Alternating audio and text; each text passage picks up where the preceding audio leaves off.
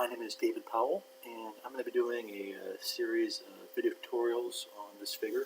This is a 75mm scale Crusader from FER Miniatures. One that I've been interested in painting for a little while now.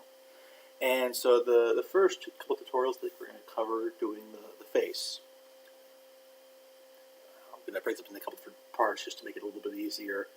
But we'll go over the main process. So to begin with, I've already base coated the figure just to save time. Obviously, I've base coated the face. Here, I just base coated with Reaper's bronze skin. I'm going to be using primarily Reaper Master Series acrylics here.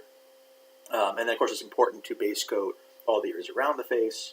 So I've base coated the metals, the helmet, the chainmail, and dark brown and black, respectively, and the cowl, also in black. As this will be a Templar Sergeant, so therefore it will be primarily wearing black. And obviously the metals work better over a dark base coat. My process on the faces, I normally begin by just sketching in the shadows. And then from there, I'll do the eyes, the details work there. And then I'll go back and start blending back the skin tones from those shadow sketches up into the mid-tone, and then finally into the highlights. So this first stage is just going to be sketching in those shadows, talking about kind of where the light falls, where I want to place those shadows, and then I'll do another video where I go over the eyes, and then finally the longer video on painting the skin itself. So just kind of a prep video. So first off, I got to start letting where do I want to place these shadows? Where do I want my light to be?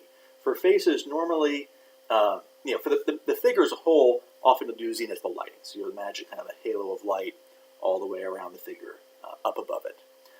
For faces, it's almost better to do more of a directional light coming in from above, but at a slight angle towards the front of the face. That way you're getting the forehead, bridge of the nose, the cheeks, chin, top of the lip. And then the sides of the face are going to be a little bit darker. Not real shadow, but the main highlights are going to fall kind of on the front of the face.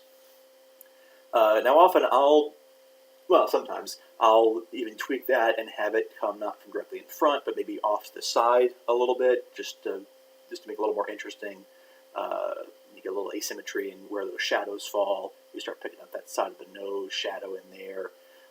Now in this figure, well, he's already, ideally, he's kind of looking this way, so I'd like the light to maybe come a little bit more to the right-hand side. But because he's twisted, if I carry that through to the rest of the figure, it's really going to be very much to the side. So I'm probably going to stick with mostly right above the face, right on toward it, because of that twist he's got. All right, so for the shadows, as I said, I like using the Reaper skin tones, but I tend to mix and match, and I have a couple different mixes to doing skin. So I'm going to be using one of those today. It's actually going to be a mix of the rosy skin shades, the bronze skin shades, and the fair skin. So I'll try and kind of detail those as we go along. So for the shadows, I take a mix of the chestnut brown and a basic dirt, just to get a little less reddish. About 50-50 mix of that. And then I mix in a little bit of my mid-tone, which is going to be a 50-50 mix of the bronze shadow and the rosy skin. And not a ton, but just a little bit to make it a bit more like skin, just less pure brown. So maybe 10% the skin tone, 20%. It's not critical. And I also water this down. I don't have a set amount, but I do try to dilute it a little bit. I'm just trying to sketch on the shadows. I don't necessarily care about complete coverage. I just want to see where my placement is going to be. And then more importantly, I do want to have the nice shadows around the eyes. So when I go in there and do the details on the eyes, I don't have to come back afterwards and get those shadows in, where I'm more likely to accidentally paint over the eye itself. So that's kind of why I do it in this strange order. So I've got a bit of my shadow tone. I'm going to start with some of the major shadows. So there's some nice shadows on the side of the face here, some nice shapes there. So I'm going to bring a shadow here under the cheek, start laying that down. It's another nice curved surface right here. Make sure I pick that up in the shadow, and then kind of carry that on down around the side of the cheek. And I can go over a little bit more when I have some darker areas just for a little stronger coverage. And again, I'll come back in here and detail this more when I really do the skin tones for real. All right, so carrying on down under the chin, obviously.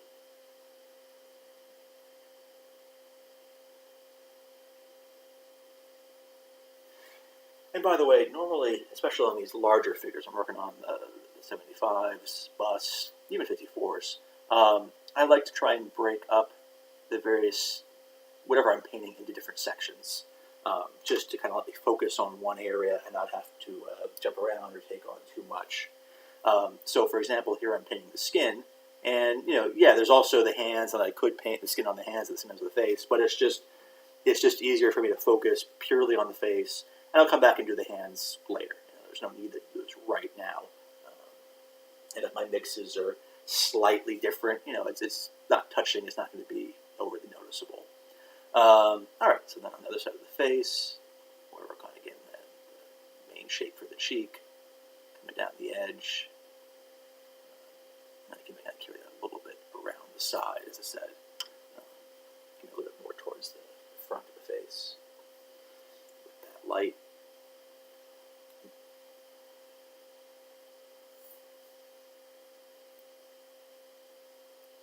This shape a little bit. I don't want to overstate that, but again, I'll come back in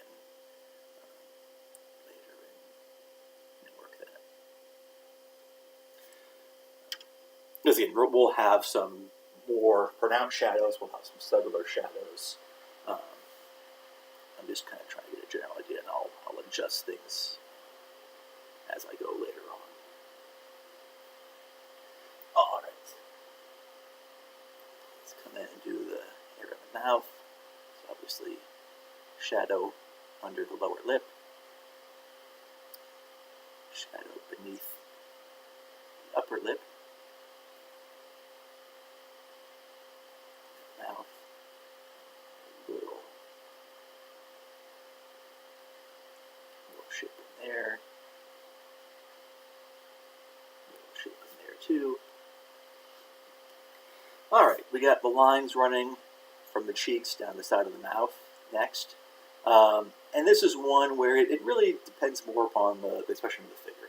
Here, it's a bit pronounced in terms of the sculpt. So I'll put something there right now, but I'm probably going to make that a bit more subtle when I come back. So I'm just going to rough in where I want that to be, but obviously I'm going to keep that more understated. All right, under the nose.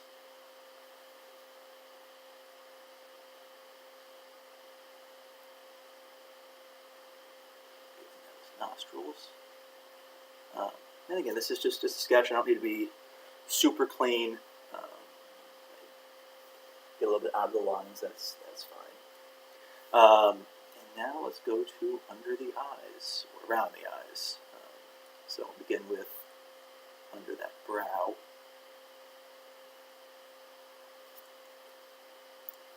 Darker shadows. And here I really want to get in right up next to the eye. I don't want to have to go back in. I want those borders done, so I don't have to really worry about getting that close to the eye when I come back in and paint the rest of the skin. So again, overlapping the eye, not a big deal. And let's do a little shadow under the lower eyelid.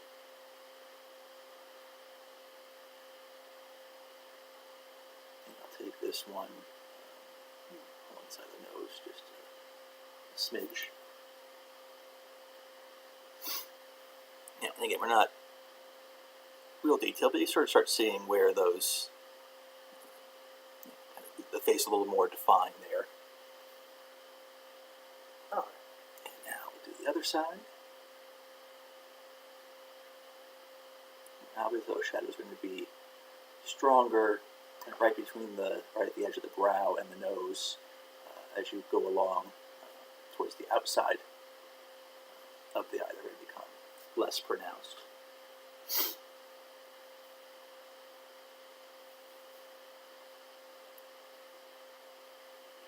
All the way in there.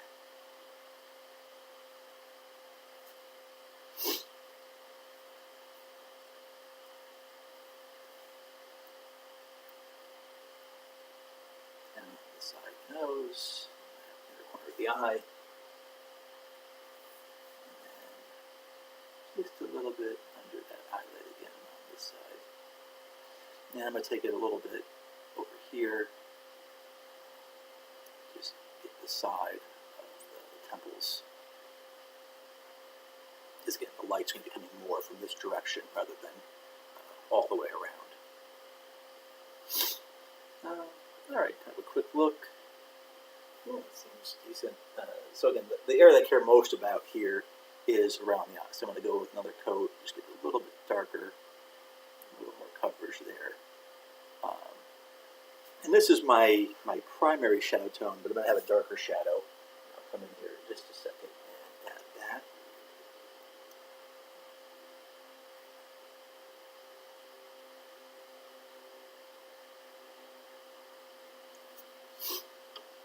Alright, so for the deepest shadows, I'm going to go to a much darker brown. This is the walnut brown from Rupert. And, you know, I could use, it doesn't need to be this shade, but it's a dark brown is what I'm looking for. And so obviously, let's put those in the nostrils. We're going to have very dark shadows.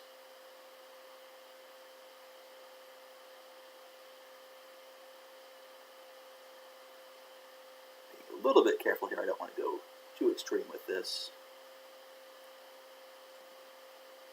It's a bit harder to clean up in the end. Alright, and then I'll go into just the deepest part of the eyes. Really where under the brow meets the nose. And I'm going to try and line the bottom of the upper eyelid. Do a nice dark line there. And again, I can go onto the eyeball itself because I'll be painting over that. And I just want to get a nice dark border there along the top of the eye. Now, I don't want a dark border below the eye because that's going to look too cartoony. But over top, again, it's going to be as an area that's in shadow. There's really not much light hitting it. You also have the eyelashes there, so that's kind of dark. So it also sort of hints at that, perhaps. Just make sure I get that nice dark border in there. Now I could come in and maybe shade that out a little bit, but I'm not too worried about that at this point in time, so I can do that after I paint the eyes. You know, maybe as long as I'm here. Let's go ahead and do that as a thin line right along the mouth. Just to deepen that light for that feature. Alright, so at this point he looks pretty pretty clownish. You know, it's just a really rough sketch, but it gives me an idea of where my lights are, where my shadows are, and obviously as I come back in and detail the face, I'll use that as a guide to work from here. Now, one thing I haven't done is I haven't looked at the neck. And again, if I had a figure where there was more of the chest and shoulders showing, I might just do the face up to the neck, because this is a nice sort of boundary there. But since there's just a little bit of a neck, I'm going to do that along with the face. I'm not going to make that a separate section. So let me come back in here and just give a bit of shadow in there. There's not a lot of feature here, but mostly along the sides as it retreats back under the chainmail.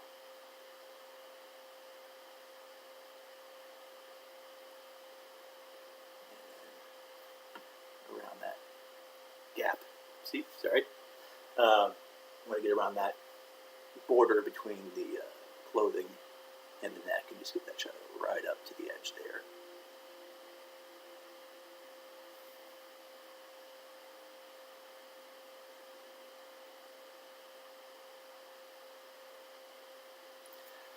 All right, I'm going to take a quick break here, reset, and then we will look at doing the eyes.